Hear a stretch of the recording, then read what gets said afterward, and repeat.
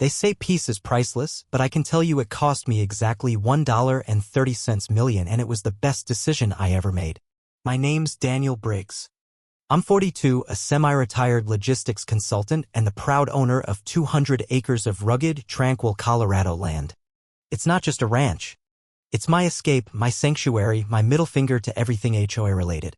My house is tucked deep in the property, reachable only by a winding, narrow asphalt road, private and serene.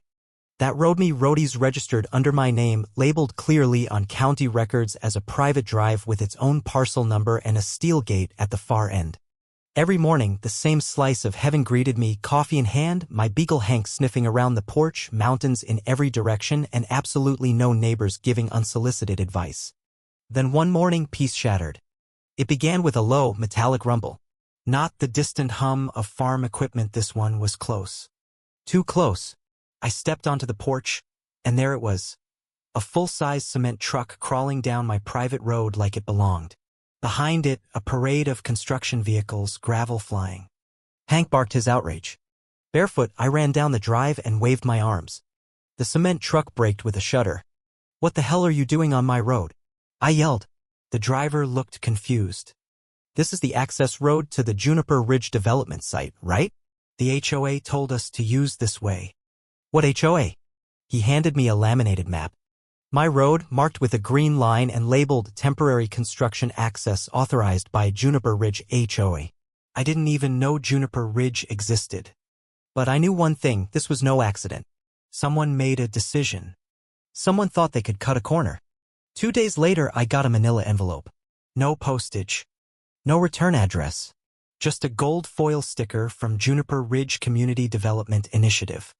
Inside, a letter calling me Dear Community Contributor, Strike 1. It declared my road publicly significant due to regional interest and asked for my cooperation to support infrastructure growth. No payment. No legal offer. Just presumptuous language masked as civic responsibility. I pulled out my deed. That road was mine. Exclusive easement. Private access only. It wasn't a suggestion, it was law. I called Greg, my real estate attorney. He promised to check the county records. Next day, more vehicles.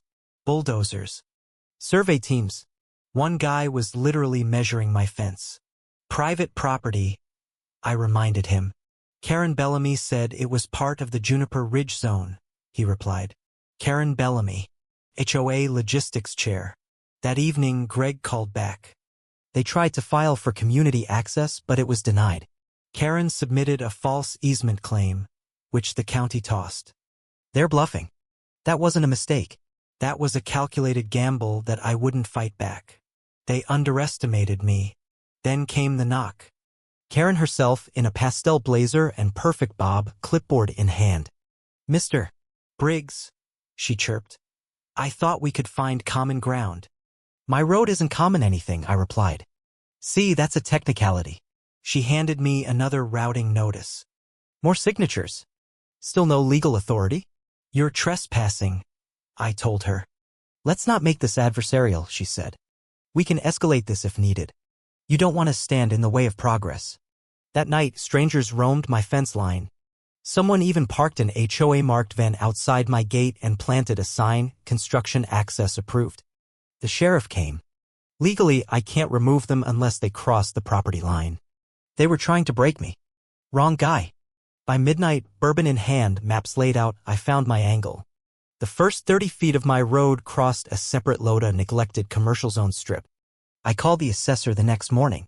Lot 13C, owned by a defunct Denver LLC. Tax delinquent. I tracked down the owner, a retired marketing guy. I offered $15,000. "Throw in the old billboard and you got a deal," he said. 3 days later, that forgotten patch of dirt was mine. Day 4, my crews arrived. We poured a concrete barrier, 12 feet of reinforced steel gate, motion sensors, cameras, and a sign that read, "Private property. Trespassers will be prosecuted and publicly embarrassed." HOA vans showed up. One tried to pull in and backed away. Karen arrived, heels sinking into gravel, glaring like she could will the gate open. I watched from my porch. Hank sat beside me, wagging. Then came the lawsuit. Juniper Ridge HOA accused me of obstructing regional development. I didn't flinch. Courtroom packed. Reporters in the back. Karen flanked by stone-faced board members. Her attorney droned about infrastructure and shared responsibility. Greg and I laid out deeds, surveillance footage, damage photos, and a notarized county letter denying access rights. Karen began chewing her lip. Then Greg produced the email from the county rejecting Karen's easement claim. The judge leaned in. I find no basis for the HOA's claim. Mr. Briggs owns the land and may restrict access. The court grants a permanent injunction and awards $125,000 in damages. Karen made a sound like a dying balloon. She didn't look at me as I walked out. Outside, cameras waited. Any comment? Don't cut corners on someone else's road, I said. I thought it was over. The next morning, HOA board members camped across from my gate. Silent. Staring. 2 days later, the developer pulled out.